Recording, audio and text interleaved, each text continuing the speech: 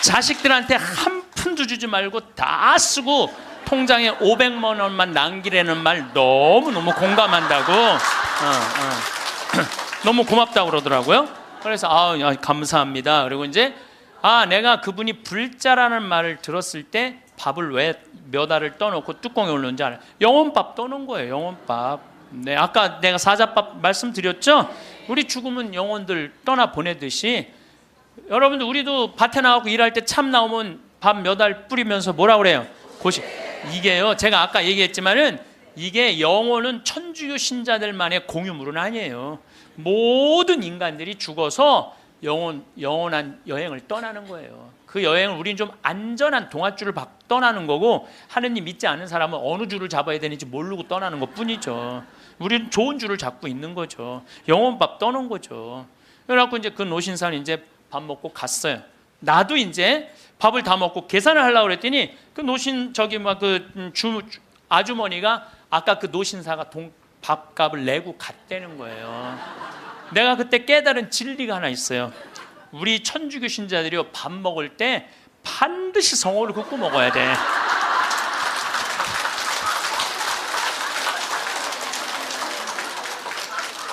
그래야지 뭔가 얻어먹는 게 있는 거예요. 여러분들 성호를 거야지. 내가 지난달에도 우리 생태마을의 부관장 신부들하고 내가 또 신학교 보낸 신부들하고 여행을 같이 갔어. 단풍 여행을 갔어. 단양이라는 곳을 갔는데 전심에 이제 신부들 꽤 많았죠. 능이버섯 찌개를 시켰어요. 우리들 많이 시켰어요. 그래서 이제 다 나왔고, 야 우리 기도하고 먹자 그랬고 성호를 딱 끊는데 저쪽에서 아저씨 하나가 오더니 황 신부님이냐고 그러더라고요. 그렇다고 그러니까 자기 성당 안 다니는데 신부님 강의 너무 재밌게 보고 있다고, 밥값은 내가 내겠다고. 그래서 이 성호 걷는 게 진짜 중요해. 성호 걷는 게.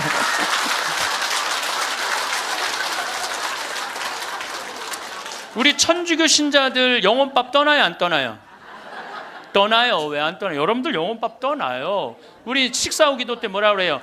전능하신 하나님 베풀어 주신 모든 은혜 감사드리나이다. 주님의 이름은 찬미를 받으소서, 이제와 영원히 받으소서. 세상을 떠난 모든 교우들이 천재자비하심으로 평화의 은식을 얻게 하소서.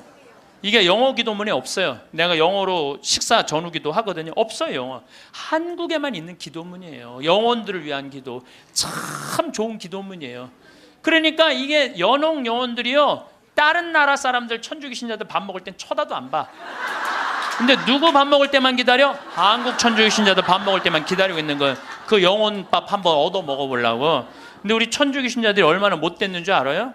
식사 전 기도는 해 그나마. 근데 식사 후 기도하는 신자가 거의 없어요. 그냥 일어나는 거야. 얼마나 영혼에서 황당하겠어요. 연옥에서. 여러분들 이제 식사 후 기도하세요. 꼭 하세요. 우리들이 항상 영혼들을 위해서 기도해야 돼. 또 묵주기도 끝에 뭐라 그래요? 예수의 우리 죄를 용서하시며 우리를 지옥불에 소구하시고 연옥 영혼을 돌보시며 가장 버림받은. 여러분들 이게 1917년 파티마 성모님이 루시아 프란치스코 히아친트한테 부탁한 거예요. 왜? 연옥 영혼들이 너무 불쌍한 영혼들이 많으니까 너희들 기도해라고. 그러니까 저는 요즘 이렇게 이 죽음 강의를 준비하면서 장례차가 지나가면은요, 천주교 신자, 개신교 신자, 불교 신자 가리지 않아요. 가리지 않고 성호 커요. 성호 걷고 하느님 저 영혼 구원해달라고 좀 기도해요. 네. 나는 도저히 이해가 안 가는 종교단체가 있어요. 우리 교회에 나와야만 구원받는다고 얘기하는. 근데 그 몇 명이냐면 14만 4천 명에 속해야만 구원받는다고. 난 이해가 안 가요. 여러분들 하느님이 그것도 2000년 역사상 대한민국의 고교회 14만 4,400만 명만 구원하려고 당신 아들 죽였겠어요? 온 인류의 하느님을 이렇게 째째하겠어요? 다 구원하고 싶어 하세요. 만약에 14만 4,400만 명만 14만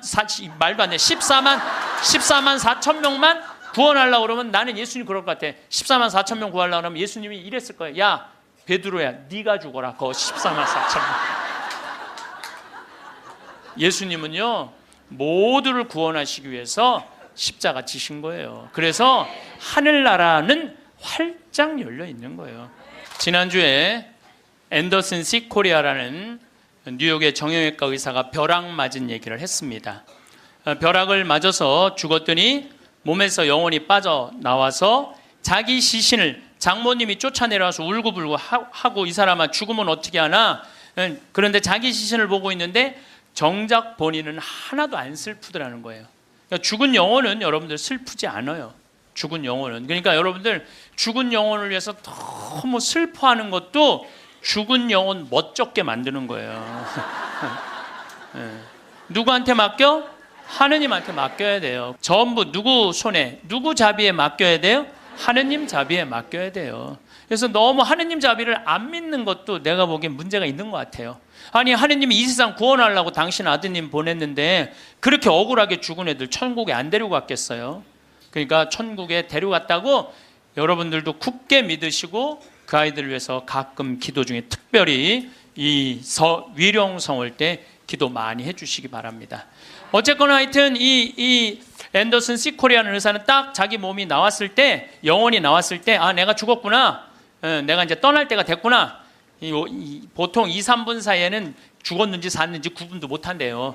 현실인지. 그래서 이거를 미국에서는 ND라고 Near Death Experience라고 그래요. 임사체험, 근사체험, 죽음 체험이라고 그래요. 죽음의 선상에서 왔다 갔다 하는 거예요. 죽음의 선상에서.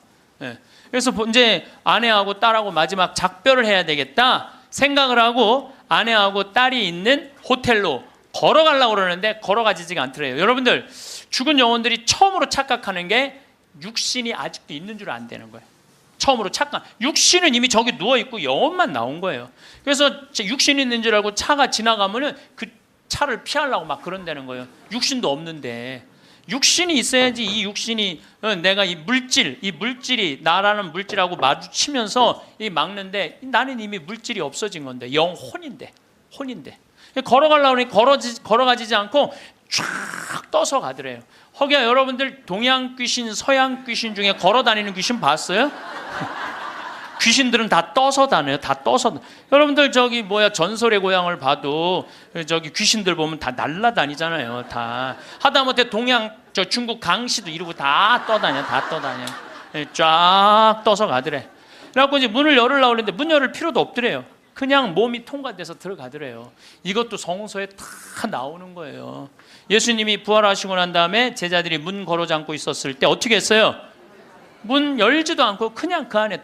그러니까 저는 요즘 과학이 발달하면서 많은 의사들이 죽은 사람들의 증언을 채취를 하고 연구를 하면서 그 내용이 신약성서에 다 나와 있어. 다 나와 있어. 아니 죽었다가 부활한 우리 예수님 죽었다 부활하셨잖아요. 그렇죠. 죽은 사람 살려낸 거 예수님 다 살려냈잖아. 예수님 영원히 부활하시면 다볼산에서 거룩한 변모할 때 얼굴은 해와 같이 빛나고 온몸은 빛난다. 죽었던 사람들이 하늘나라에서 올라가서 본 장면 그대로 다 신약성서에서 예수님이 다 보여주신 거야. 다 보여주신 거예요. 근데 우리는 그렇게 예수님이 보여줬는데도 다 필요 없어. 죽은 아버지가 살아 돌아와서 얘기를 해줘야 돼. 우리는 다 필요 없어. 죽은 아버지가 살아 돌아와야 돼. 다른 사람 필요 없어. 참.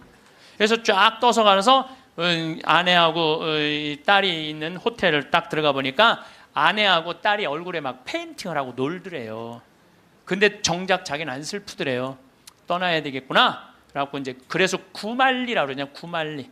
그래서 그 죽은 사람들의 특징이 저 빛 있는 데까지 가는 여행길이 그렇게 멀게 느껴진대요. 근데 그 속도가 너무너무 빠르다는 거예요. 그래서 여러분들 우리 죽은 영혼들 잘 떠나가라고 죽으면은 마당에다가 못 떠나요. 사자밥 떠놓잖아요. 맷밥이라고 흰쌀밥 3그릇, 신발 3켤레, 국 3그릇, 그 다음에 엽전 3입 놓잖아요. 그게 뭐예요? 저승사자 둘 오니까 둘하고 죽은 본인 잘 떠나보내라고. 그리고 어디는 또 간장까지 떠놓는데요. 간장을 왜 떠놓는지 아세요?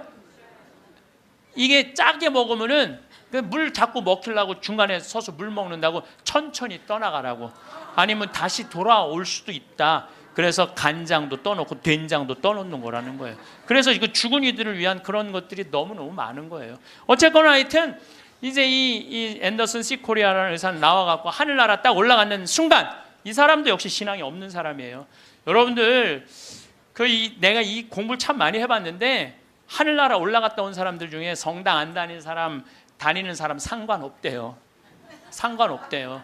되게 어떤 사람들이 하늘나라에 많이 올라가냐면 이 세상 사랑하고 사람 사랑하고 아끼는 사람이 되게 올라갔다 오고 나쁜 짓 한 사람들은 다 어두운 데 갔다 온다는 거예요. 그러니까 성당 열심히 다닌다고 다 하늘나라 가는 거 아니에요. 이것도 성서에 다 나와. 마태복음 7장 21절에 뭐라 그래? 나더러 주님 주님 한다고 다 하늘나라 가는 건 아니다. 내 말을 실천하는 사람이라야 하늘나라 간다. 그러니까 성당을 아무리 다녀도 사람 미워하고 본당 신부 미워하고 막 옆에 있는 사람 미워하면 그 사람은 성당 다녔나 마나예요. 예. 근데 이 앤더슨 씨 코리아는 착하게 살았나 봐. 하늘나라로 올라가서 그 빛을 느끼는 순간 신으로부터 오는 걸 거부할 수가 없더래요. 신으로부터 오는 걸. 완전한 평화 충만한 사랑을 느낀 거지. 그래갖고 이제 하늘나라에서 너무 행복하게 있는데 마침 뒤에서 기다리고 있던 사람이 누구냐 하면은 간호사였어. 간호사가 기다리고 있었는데 앞에 사람이 벼락을 맞아 팍 쓰러지니까 어떻게 배운 대로 심폐소생술을 시작을 한 거예요. 심폐소생술을 시주를 해갖고 살려낸 거야. 이게 육신을 살려내면 영혼이 아무리 천국에 가도 다시 돌아와야 되는데 육신으로. 그래서 세상에 돌아온 거예요. 그래서 옛날에는요 사람이 죽을 때 눈을 뜨고 주고 입을 벌리고 죽으면 눈을 감겨주고 입을 다물어 줬던 이유가 영혼이 다시 돌아오지 못하게 하려고 그렇게 다물어 줬다는 거예요. 근데 이 사람은 너무 천국에서 행복하게 있는데 이 간호사가 이 주책맞게 심폐소생술을 해서 살려낸 거야. 살아 돌아왔는데 이 앤더슨 씨 코리아라는 의사는 문제는 하늘나라에서 들은 음악이 너무 아름다웠던 거야. 하늘나라 간 사람들의 특징이 뭐냐면 너무나 아름다운 음악을 들은 게 그 사람들의 특징이야. 너무 아름다운 음악을 들어서 그걸 자기가 연주하고 싶은 거야. 그래서 이 사람은 94년부터요 박사학위가 2개야. 심리학 박사에 정형외과 박사인데 이 사람은 바이엘부터 피아노를 배워요. 배워서 2002년에 음반을 발표를 해요. 내가 유튜브를 통해서 그걸 들었는데 너무너무 연주를 잘하더라고요. 어쨌거나 하여튼 이 사람 연주하는 걸 들어보니까 내가 너무너무 아름답더라고. 이 사람은 자기 죽었다가 아니 무슨 무당이 갔다 오거나 뭐 이런 사람이 갔다 오면 무당도 무시할 건 안 되죠. 여러분들 무당도 신 내림 받은 무당은요 무시하면 안 돼요. 강신무들은요 무당 무시하면 안 돼요. 그 사람들은 뭔가 있는 거예요. 그들의 세계가 있는 거야. 이게 그냥 옛날에는 뭐 우리 교회만 나와야 이게 아니야. 이제는 이게 인간한테 있는 영적인 기운은요 그 상관없는 거예요. 1991년 팸 레이놀즈라는 이 가수는 미국의 가수인데 작곡가 겸 가수인데 심한 뇌동맥류가 걸려요. 이 수술은 굉장히 위험한 수술이에요. 왜냐하면 이 사람을 수술하려면 뇌에 있는 피를 다 빼야 돼. 뇌에 있는 피를 다 빼고 심실 정지, 심장을 정지시켜야 돼. 그러니까 사실은 죽이는 거예요. 죽였다가 다시 살리는 수술이야. 죽였다가 다시 살리는 수술이야. 그런데 이 사람이 97년에 수술을 해. 애리조나 대학에서. 이때 지금은 죽음 이후의 세계에 대한 연구가 미국이 너무 많이 해요. 100개 대학에서 연구를 하고 있어요. 지금 우리나라만 지금 죽음 이후에 대한 관심이 없지 미국엔요 그런 책 뭐 애프터 라이프 뭐 죽음 이후의 세계 뭐 너무너무 책이 많아요. 너무너무 뭐 영어로 된 책 내가 미국에 가서 이 강의하니까 엄청나게 선물을 하더라고요. 어쨌든 이 팸 레이놀즈가 수술할 때는 의사들이 완전히 죽이는 수술이니까 저 사람이 진짜 영혼이 빠져나오느냐 그거 참관을 해요. 근데 여러분들 이 사람은 뇌에 피를 빼고 심장을 전지시키고 완전 마취를 하고 수술하는 거야. 여러분들 마취 수술 해봤던 경험 있으세요? 네. 나도 20년 전에 맹장 수술할 때 마취를 했는데 한심하더라고요. 내가 신부님 마취 들어갑니다 그런데 그게 뭐라고 딱 들어갔는데 아무 생각이 안 나는 거야. 나 탁탁 치는데 깨어나 보니까 벌써 배를 가르고 맹장을 떼어냈다는 거야. 아니 내 맹장을 떼어냈는데 내가 모르니 이게 말이 되는 일이냐. 이게 내 맹장을 떼는데 내가 모르는 게 말이 돼? 답답하더라고요. 떼어냈다는데. 그래서 내가 다음에는 내가 수술할 때 반드시 정신을 똑바로 차리고 아무리 마취를 해도 내가 어떻게 수술하는지 지켜봐야 되겠다. 근데 내가 이제 거의 한 5년 전에 위암 수술을 하게 됐잖아요. 위를 3분의 1을 잘라내잖아요. 그 이제 난 6시간짜리 마취를 이제 하러 들어갔는데 이제 수술실 들어가면서 내가 속으로 나한테 외웠어요. 정신 똑바로 차려야지. 정신 똑바로 차려야지. 수술실 들어가고 신부님 마취 들어갑니다. 그럴 때 딱 씌울 때 정신 똑 그걸로 끝이야. 정신 똑 그걸로 끝이야. 깨어나 보니까 배를 가르고 위를 3분의 1을 잘라냈다. 이번에도 그냥 당한 거지 그냥. 아무 생각이 안 나. 아무 생각이. 근데 이 팸 레이놀즈도 이 수술실에 들어갈 때 뇌에 피를 다 뺐으니 이 사람은 아예 생각이 없는 사람이에요. 심실 정지시키고. 그래갖고 딱 수술을 시작을 했을 때 이 사람은 영혼이 빠져나와요. 빠져나와갖고 수술실 장면을 지켜봐요. 의사가 간호사한테 지시하는 거, 수술 도구 전해주는 거, 그리고 자기 머리를 자르는 수술 도구를 봐요. 자기 머리 자르는 걸 봐요. 쫙 자르고. 내가 이제 죽었구나. 그래갖고 이 팸 레이놀즈는 건물 이제 병원 위로 올라가고 하늘나라 올라가는데 자기 할머니가 목소리가 특이했대. 하늘나라에서 막 부르더래요. 오라고. 하늘나라 올라가 보니까 자기 할머니가 있고 죽은 형제 친척들이 쫙 있더래요. 너무 아름다운 모습으로 빛을 내고. 그러니까 죽은 사람들 거의 공통적인 의견이에요.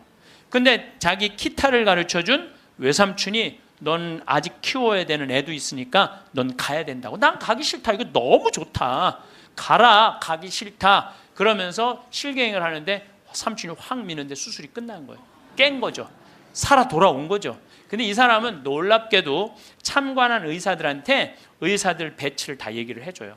어떤 의사가 어느 자리에 있었고, 수술 도구는 여러분들 우리들이 수술하러 들어갈 때요 절대 수술 도구를 개봉을 안 해요. 오염될까봐, 감염될까봐. 그래갖고 의사들이 완전하게 다 방지를 하고 이 사람 마취 끝나고 난 다음에 수술 도구를 다 꺼내요. 그러니까 우리들은 수술 도구를 어떻게 생겼는지 몰라. 수술실에 들어간 사람 알아요, 몰라요? 모르죠? 근데 자기 머리 자른 거 전동기 칫솔같이 생긴 것까지 다 설명을 하는 거야. 다. 너무너무 놀라운 거죠. 그러니까 이게 여러분들 이런 연구를요 하버드 대학, 예일 대학, 사우스햄프턴 세계 최고의 대학들이 연구를 하는 거예요. 그냥 내가 무슨 무당하고 만나갖고 그냥 대충 얘기하는 게 짜고 얘기하는 게 아니고 이건 논문으로 나오는 내용들을 여러분들한테 전해주는 거예요. 여러분들은 바쁘니까 책 읽을 시간이 없잖아. 내가 대신 읽어갖고 다 지금 전해주는 거예요.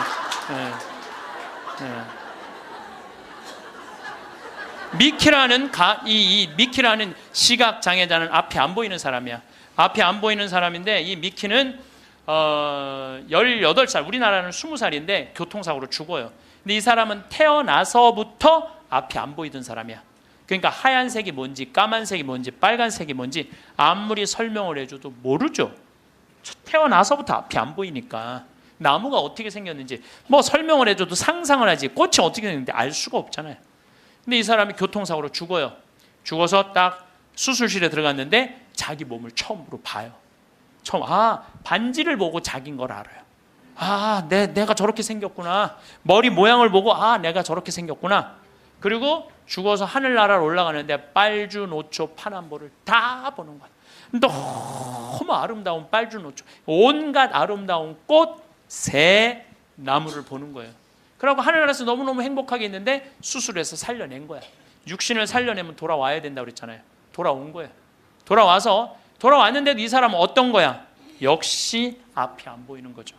역시 앞이 안 보이는. 근데 역시 앞이 안 보이는데도 이 사람은 모든 색깔을 너무 정확하게 설명을 하는 거예요. 모든 색깔. 나무는 어떻게 생겼고 꽃은 어떻게 생겼고. 이 미키라는 사람도 굉장히 중요한 연구 대상자가 돼요. 연구 대상. 왜냐하면 아예 시각 장애자인데 모든 색깔에 대한 설명을 너무 잘하는 거야. 한 번도 색깔을 본 적이 없는 사람인데. 그러니까 영혼이 빠져나가는 거죠. 영혼이 빠져나가는 거죠. 그래서 우리가 이게 죽는 걸로 끝나는 게 아니야. 죽음이 아니고 새로운 삶으로 옮아가는 과정인 거예요. 새로운 삶으로. 여러분들 이제 죽는 거 싫어요, 좋아요? 좋아해야 돼.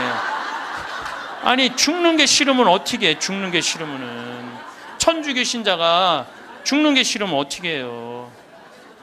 이제 죽는 거 좋죠? 그래도 죽는 게 싫어. 그래도 살아있는 게 나아. 우리 가톨릭 안에도 벼락 맞아 죽은 사람 있죠.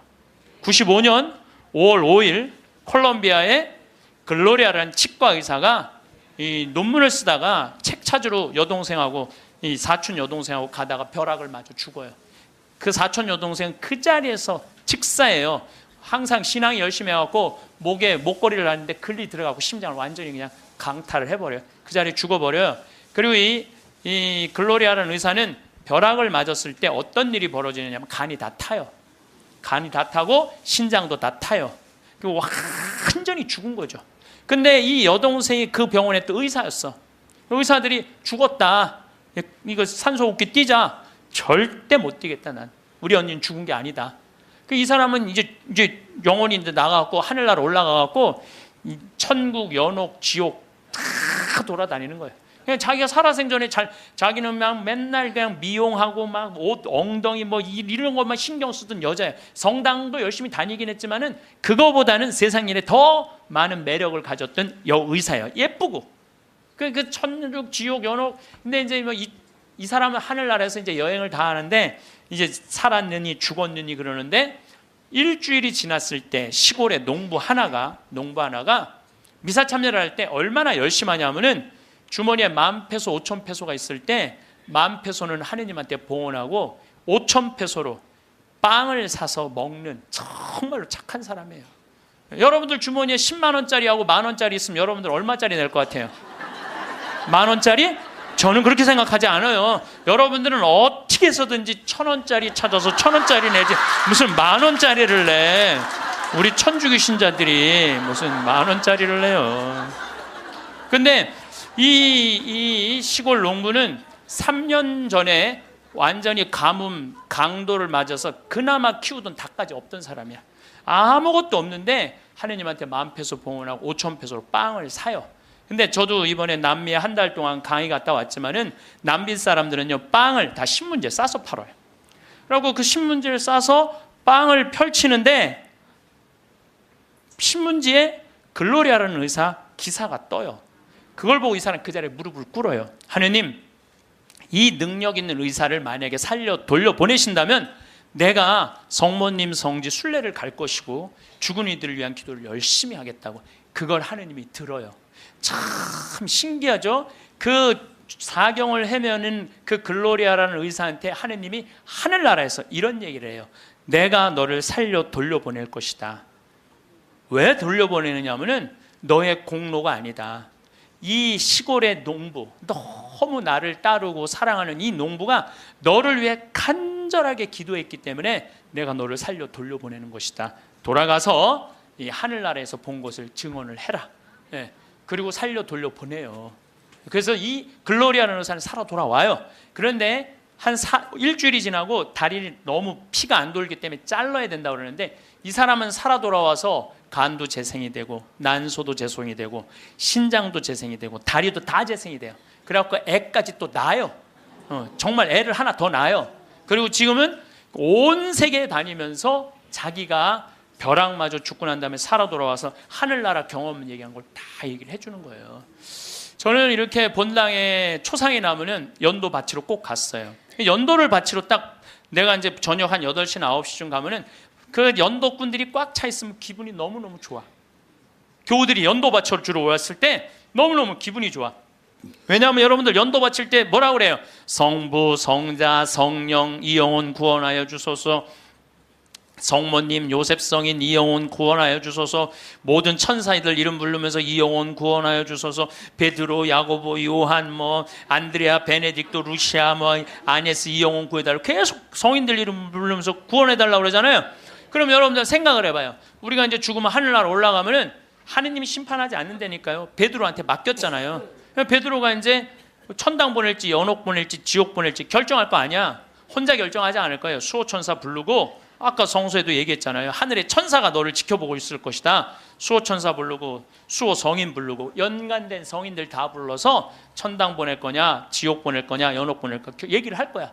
근데 밑에서 계속 이름 불러대면 성인들이 회의하다 뭐라 그럴 것 같아요? 야, 우리 이름 이렇게 불러대는데 웬만하면 올려보내자 그냥. 그게 바로 연도의 효과예요. 연도의 효과. 그래서 여러분들 본당에서 본당에서 세상 떠나는 교우들이 연도 났다 그러면은 시간 내서 꼭 가서 술을 먹으라는 것도 아니고 그냥 잔칫밥을 먹으라는 것도 아니에요. 그냥 여러분들 가서 연도 바쳐주는 거 최고의 선물이에요. 예. 제가 지난 봄에 우리 교구에 젊은 신부님 엄마가 돌아가셔서 61에. 근데 그 엄마가 나 한참 뭐 병 모으고 비누 공장 할 때 많이 도와줬던 엄마야. 송탄 본당 자매님인데, 내가 또 너무 우리 생태마을에서 그 아들은 지금 유학 가 있는데 우리 생태마을에서 같이 나오고 일도 많이 하고, 그래서 내가 사순식에 인천교구에서 사순 피정을 해주고 저녁 주일날 밤 9시에 송탄 장례식장을 갔어요. 갔는데 사순식임 신부들이 얼마나 피곤해. 하루 종일 성사주고. 그런데도 그 9시에 그 엄마를 위해서 신부들이 30명이 모여 있더라고요. 다음 날은 물론 주교님이 월요일날 장례미사를 해주시죠. 그런데 우리 수원교구는 신부님 부모님이 돌아가시면 주교님이 미사하기 전에 계속 매 시간 미사를 해요. 와서 그게 우리 신부들이 그 동기 신부들에 대한 예의야. 예의. 그래서 매 시간, 그러니까 수백 명이, 우리 수원교가 한 450명 되니까 수백 명이 와서 미사를 해주는 거야. 근데 그날도 내가 이제 마침 주례를 하게 돼갖고 주례를 하는데 하늘나라에서 회의하는 소리가 들리더라고요. 아니 진짜로 하늘나라에서 회의하는 소리가 들리더라니까요. 야,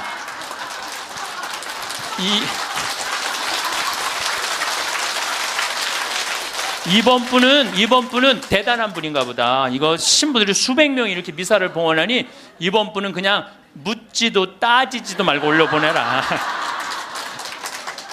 그래서 그 우리 신부 엄마는 묻지도 따지지 않고 천당 올라갔을 거예요, 분명히. 여러분들, 우리 죽은 이들을 위해서 기도하는 거 우리 가톨릭 교회의 가장 아름다운 전통 중에 하나예요.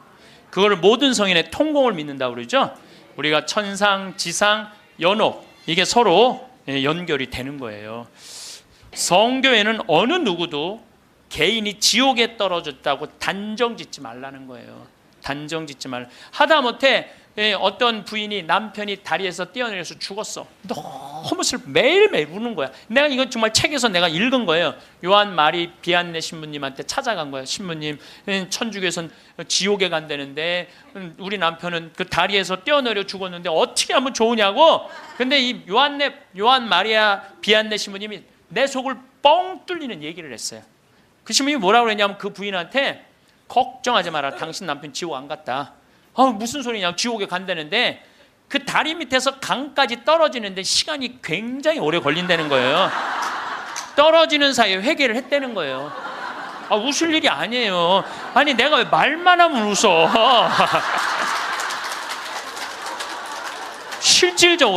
실질적으로 그 순간에 회개할 수 있다는 거예요. 그리고 당신 남편은 그 순간 떨어지면서 회개를 했기 때문에 지금 연옥에서 지금 뭐 훈련을 받고 있으니까 걱정하지 말라고. 연옥벌이 끝나면 천국에 올라가니까. 그래서 여러분들, 우리가 예수 마리아 요셉만 외워도 연옥에 7년제가 감해진대요. 예수 마리아 요셉, 누구 불쌍한 영혼들 기억하여 주소서. 3종 기도만 해도 10년을 감해진다는 거예요. 3년 기도. 그러니까 식사 후 기도, 예수 마리아 요셉, 3종 기도 얼마나 좋아요. 밥 먹을 때 그냥 하면 되는데 그게 그렇게 힘들어? 아니 나는 우리 부관장 신부하고 아예 식탁에다 3종 기도 이렇게 써놔요. 그럼 써놔갖고 부활 3종 기도, 또 그때 가면 또 까먹잖아. 부활 3종 기도 그냥 3종 기도 이렇게 해갖고 써놔요. 그래서 영어로도 한 번 하고 우리나라 말로도 한 번 하고. 그래 좋더라고요. 3종 기도 하는 거. 식사 후 기도는 반드시 하고. 근데 어떨 때는 이게 우리 이제 식사 후 기도 훈련이 안 돼갖고 나 식사 후 기도 벌써 일어나서 가는 신자들 태반이야. 나는 전능하신 하느님 벌써 가. 아니 세상을 떠난 모든 교우들이 천재자비하시고 평화하시, 아직도 한참 남았는데 이 전능하신, 그러지 말라는 거예요. 불교에는요 4대 보살님이 있어요. 관세음보살, 지장보살, 보현보살, 문수보살이 있어요. 관세음보살은 이 세상에 자비를 베푸는 보살이에요. 그런데 지장보살님은 저 지옥에 단 한 명이라도 있으면은 자기는 성불하지 않겠다고 그러는 보살님이에요. 그러니까 우리는 지옥에 가면 천국에 못 가잖아요. 근데 불교는 또 달라요, 우리하고. 그러니까 지옥의 마지막 한 명까지 구원하겠다는 게 그 보살님의 마음인 거야. 나는 그 보살님이 너무 마음에 들어. 너무 마음에 들어. 이게 난 하느님의 마음이라고 생각 들어요. 하느님의 마음. 그러니까 여러분들도 모든 사람들이 구원받을 수 있도록 항상 기도하셔야 돼요. 여러분들은 구원 받을 것 같아요? 안 받을 것 같아요? 여러분들 구원 받아요. 적어도 이 시간 강의 듣겠다고 여기 나와서 앉아있는 여러분들은 구원 받아요. 아니, 내가 여러분들 천당 간다는 확신 있으면 행복하지 않겠어요? 행복하죠? 아니, 내가 이제 막 죽을 때가 다 됐어. 근데 싹 하느님이 와갖고 한 일주일 전에 귀에다 대고 너 축하해, 너 천당이야, 이렇게 얘기하면 행복할 것 같아요? 안 행복할 것 같아요? 행복하겠죠? 근데 이거를 누구한테 하느님이 하냐면 프란치스코 성인한테 해요. 프란치스코 성인한테 나타나갖고, 프란치스코는 굉장히 빨리 돌아가시잖아요. 40대 초반에 돌아가시잖아요. 하느님이 와서 너는 연옥의 벌을 면한다, 바로 천국이다. 그랬을 때 프란치스코 성인이 너무 행복하고 일주일 동안 밥을 안 먹었다는 거야. 너무 행복해서. 나도 지금 하느님이 오늘 저녁에 와갖고 창현아 너 천당이야, 너. 우리 인사발령 신부들 인사발령 굉장히 기다려지거든요. 뭐 저야 뭐 평창에 있으니까 뭐 인사발령이 별로 없으니까. 그래도 신부들 인사발령 굉장히 기다려져. 그 인사발령 때 가고 싶은데 너 거기야라고 얘기하면 신부들이 얼마나 좋겠어요. 근데 우리 마지막 인사발령 너 천국이야, 마지막 인사발령. 근데 마지막 인사발령이 너 지옥이야. 그러면 어떻게 될 것 같아? 어떻게 될 것 같아? 가슴이 철렁하죠. 여러분들은 구원 받으세요. 예수님은요, 마테오복음에 지옥 얘기 그렇게 많이 안 하세요. 마테오복음에 천국 얘기는 37번 하고 지옥 얘기는 13번밖에 안 해요. 다른 복음에는 아예 지옥이 거의 없어요. 지옥이 거의 없어요. 많이 나와요. 한두 번밖에 안 돼요.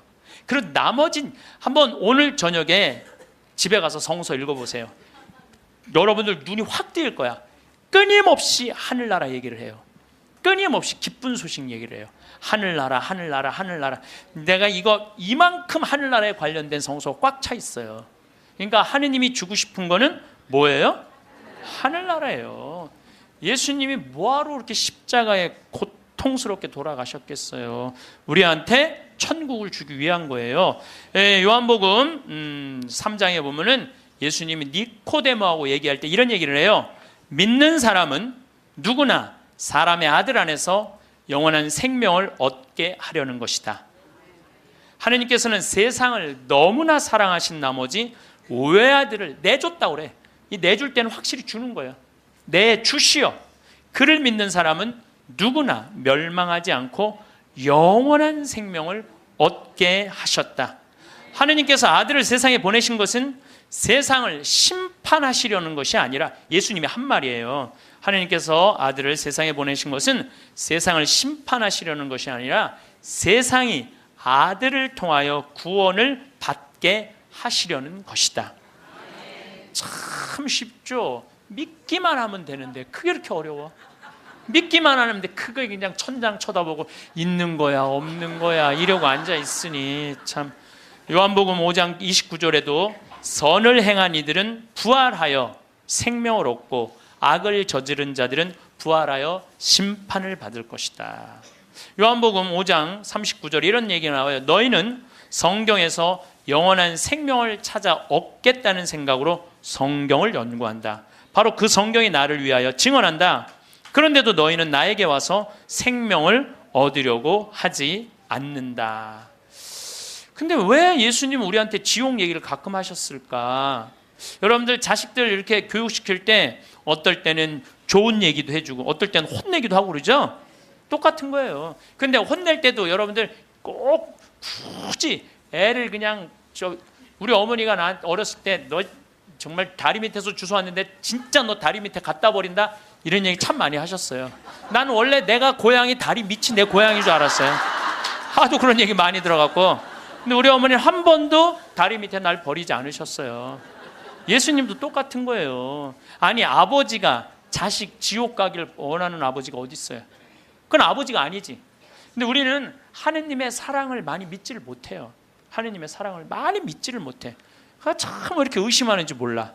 저는 본당 신부 10년을 하는 동안 총회장님 4분하고 살았어요. 근데 이 4분의 총회장님들이 정말 열심히 했어요. 일을. 그러니까 우리 동창 신부들이 성당에 오면 맨날 총회장이 있는단 말이야.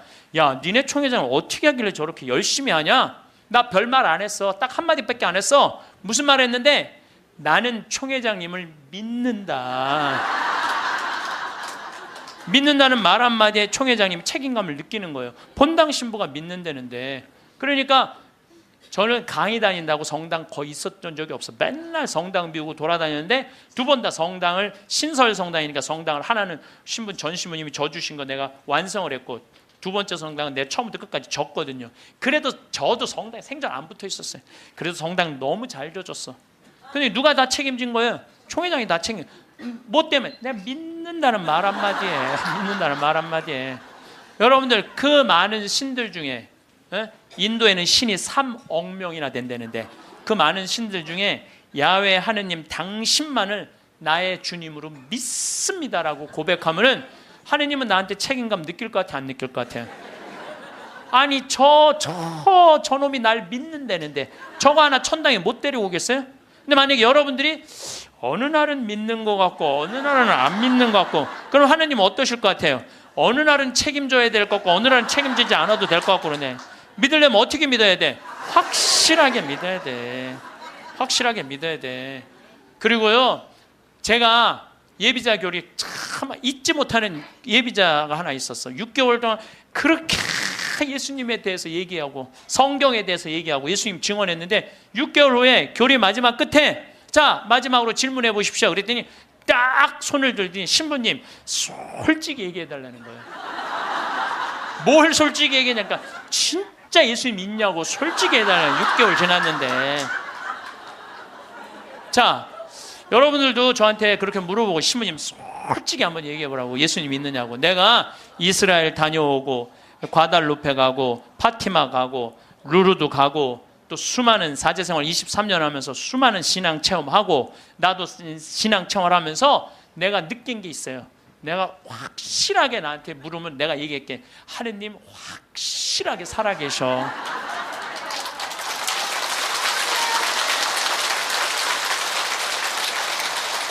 그런데 문제는 내 영혼의 상태 때문에 하느님을 느끼지 못하는 거예요. 하느님은 그냥 계셔. 근데 내 이놈의 영혼이 왔다 갔다 하는 거지. 하느님이 있다 없다 하는 게 아니야. 내 마음 안에 신앙이 있다 없다 하는 거지. 하느님은 그냥 그대로 그 자리에 계셔. 내가 깨어서 기도하고 주님을 끊임없이 찾고 주님께 찬양을 드리고 감사를 드리면요, 주님은 응답해 주세요. 근데 혼자 그냥 방구석에 갖고 있는 거야 없는 거야 이러면은요, 아무리 대답해 주고 싶어도 방구석에서 나와야지. 근데 여기 지금 나와 있는 분들은 대답을 듣잖아요. 마태복음 25장에 슬기로운 처녀, 미련한 처녀 얘기가 나와요. 슬기로운 처녀 등잔에는 기름이 많았고 미련한 처녀 등잔에는 기름이 하나도 없었어. 미련한 처녀들은 어떤 처녀들이 미련한 처녀들이냐면 맨날 의심하고 성당도 안 나오고 가난한 사람도 안 도와주고 그냥 이러고 있는 처녀들이 미련한 처녀들이에요. 슬기로운 처녀들은 어떤 처녀들이야? 명동에서 피정 있다 그러면 아침부터 와서 앉아있고. 그래서 이 처녀들이요,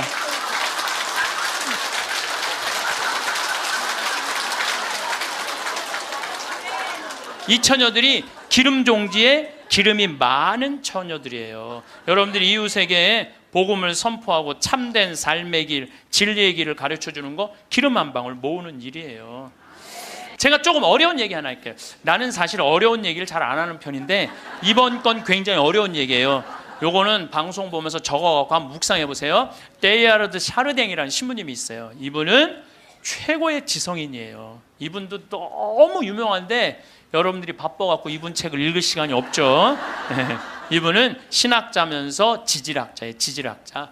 그런데 이분이 뭐라고 그러냐면은 우리는 이 육신은 영원히 이 육신을 잠시 경험하고 가는 거라고 그래요. 영원히 이 육신을 경험하고 가는 거야. 그러니까 이 육신은 그렇게 중요한 게 아닌 거야. 뭐가 중요한 거야? 영혼이 중요한 거야. 영혼이 중요한데 우린 영적인 삶을 살지 않기 때문에 그 영적인 세계에 대해서 답답한 거예요. 그러니까 너무 육신에 매달리는 거, 육신의 관계에 매달릴 때 영혼의 그 영적인 세계가 죽는 거예요. 그래서 여러분들 기도하는 시간 자주 가지시고 이런 피정 시간 자주 가지시고 그럴 때 영혼의 눈이 뜨일 때 내가 쓰고 있는 육신이 언젠가 떠나야 되는 육신이라는 걸 깨닫게 될 때 삶의 지혜는요 엄청나게 바뀔 거예요. 자, 여러분들 마침 기도로 그 유명한 천상병 시인의 귀천 하늘로 간다. 우리는 언젠가 하늘나라로 가잖아요. 그거 기도 바치겠습니다. 성부와 성자와 성령의 이름으로 아멘. 귀천 나 하늘로 돌아가리라. 새벽빛 와 닿으면 이슬 더불어 손에 손을 잡고 나 하늘로 돌아가리라. 노을빛 함께 단둘이서 길슬개서 놀다가 구름 손짓 하면은 나 하늘로 돌아가리라. 아름다운 이 세상 소풍 끝내는 날 가서 아름다웠더라고 말하리라. 우리는 늘 시간이 많다고 생각합니다. 오늘이 지나도 내일이 당연히 올 거라 믿고 다음 주에도 같은 사람들을 만나며 내년에도 같은 풍경을 볼 거라 생각합니다. 해가 뜨고 지는 것이 반복되고 계절이 돌고 도는 것이 계속되리라 믿습니다. 하지만 문득 어떤 순간 모든 것이 영원하지 않을 수도 있다는 생각이 스칩니다. 그 짧은 순간이 우리를 깨어있게 만듭니다. 마치 잠에서 깨어난 것처럼 주변의 모든 것이 조금 다르게 보이기 시작합니다. 익숙했던 풍경이 낯설게 느껴지고 당연하다고 여겼던 것들이 새롭게 다가옵니다. 그제야 우리는 알게 됩니다. 지금 이 순간이 얼마나 특별한지를 말입니다. 매일 반복되는 일상 속에서 우리는 무뎌집니다. 늘 보는 얼굴, 늘 가는 길, 늘 앉는 자리, 이 모든 것이 너무 익숙해서 우리는 그것들이 거기 있다는 사실조차 잊어버립니다. 이 익숙함 속에는 감사를 잃어버린 무심함이 숨어 있습니다. 끝이 없다고 믿을 때 모든 것은 소중하지 않게 됩니다. 언제든 다시 볼 수 있고 언제든 다시 만날 수 있다고 생각하면 지금 이 순간은 수많은 순간 중 하나일 뿐입니다. 그래서 우리는 무심코 지나치고 무심코 돌아서고 무심코 흘려보냅니다. 아침 인사도 건성으로 하고 함께 먹는 밥도 대충 먹고 나누는 대화도 마음 없이 합니다. 모든 것이 반복될 거라는 믿음이 오히려 우리를 무감각하게 만듭니다. 매일이 비슷하게 느껴지고 매일이 특별하지 않게 느껴집니다. 그렇게 시간은 흘러가고 우리는 그 시간 속에서 점점 무뎌져 갑니다. 그러다 어느 날 무언가가 우리를 멈추게 합니다. 아주 작은 일 하나가 마음을 흔들어 놓습니다. 이 시간이 다시 오지 않을 수도 있겠구나 하는 깨달음이 스쳐 지나갑니다. 그 순간부터 세상은 조금 다르게 보입니다. 같은 하늘이지만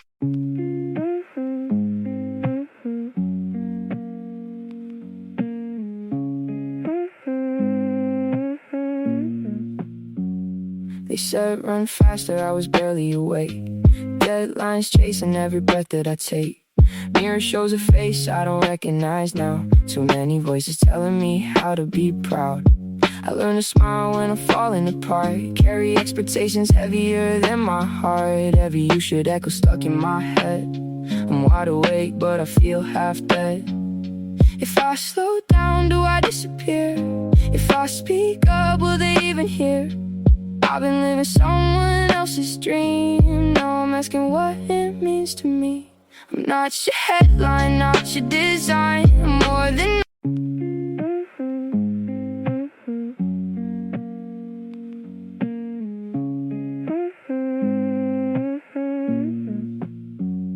They said run faster, I was barely awake. Deadlines chasing every breath that I take. Mirror shows a face I don't recognize now. Too many voices telling me how to be proud. I learn to smile when I'm falling apart. Carry expectations heavier than my heart. Every you should echo stuck in my head. I'm wide awake but I feel half dead. If I slow down, do I disappear? If I speak up, will they even hear? I've been living someone else's dream. Now I'm asking what it means to me. I'm not your headline, not your design. I'm more than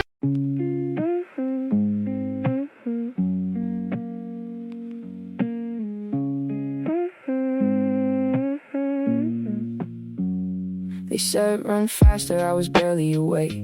Deadlines chasing every breath that I take. Mirror shows a face I don't recognize now. Too many voices telling me how to be proud. I learn to smile when I'm falling apart. 더 넓게 느껴지고 같은 바람이지만 더 부드럽게 느껴집니다. 사소한 것들이 새롭게 다가옵니다. 밥을 먹으면서도 걸으면서도 가만히 앉아 있어도 모든 순간이 조금씩 다르게 느껴집니다. 이것이 변화의 시작입니다. 무언가를 잃어버려서가 아니라 무언가를 발견해서 생기는 변화입니다. 우리가 발견한 것은 바로 지금이 가진 무게입니다.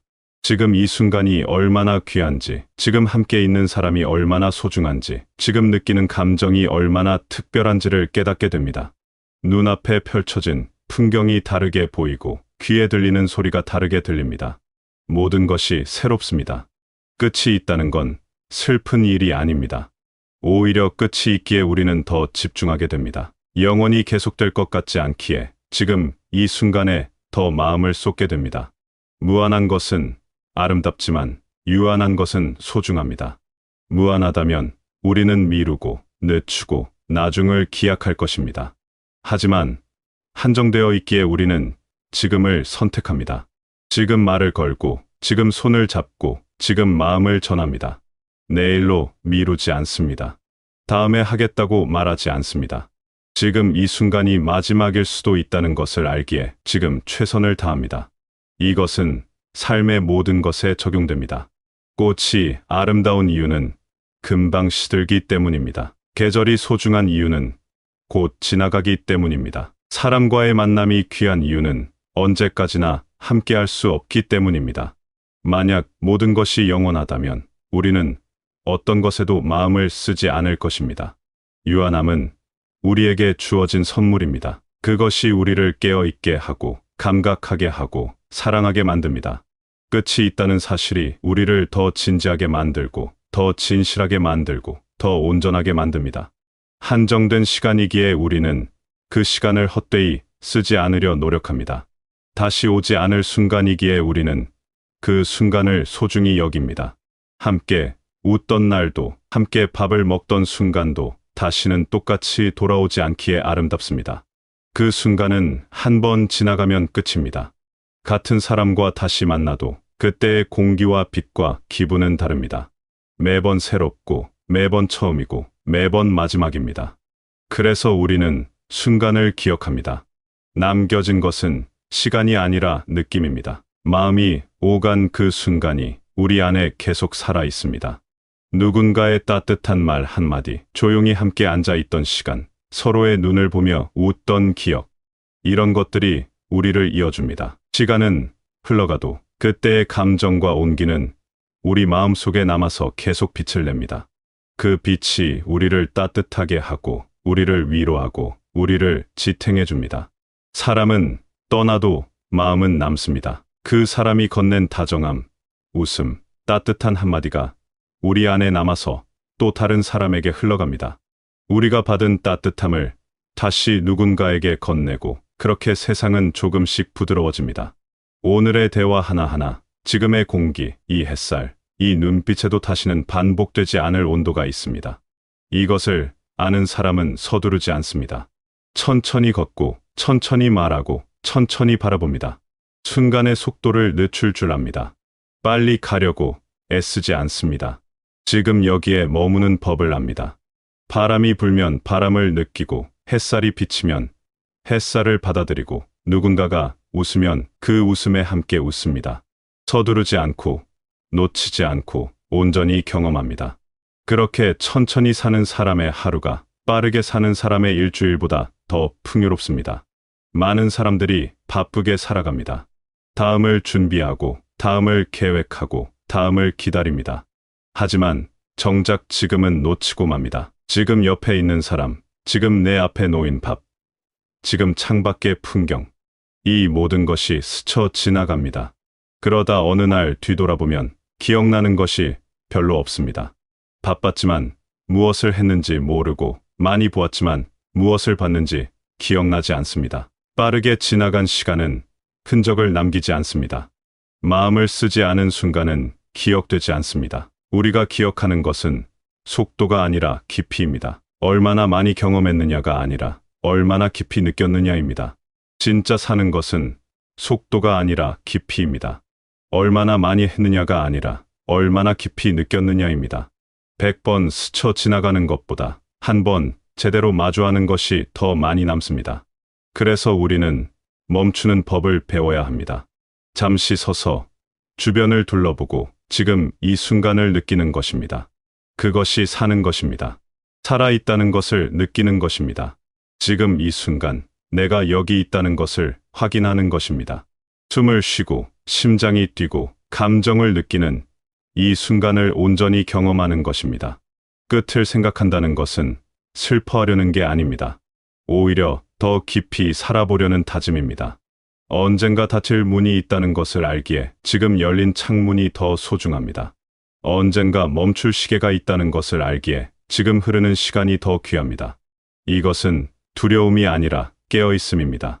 눈을 감고 사는 것이 아니라 눈을 뜨고 사는 것입니다. 두려워하는 사람은 피하려고 합니다. 생각하지 않으려 하고 외면하려 합니다. 하지만 깨어있는 사람은 받아들입니다. 모든 것은 흘러가고 모든 것은 변하고 모든 것은 끝이 있다는 것을 압니다.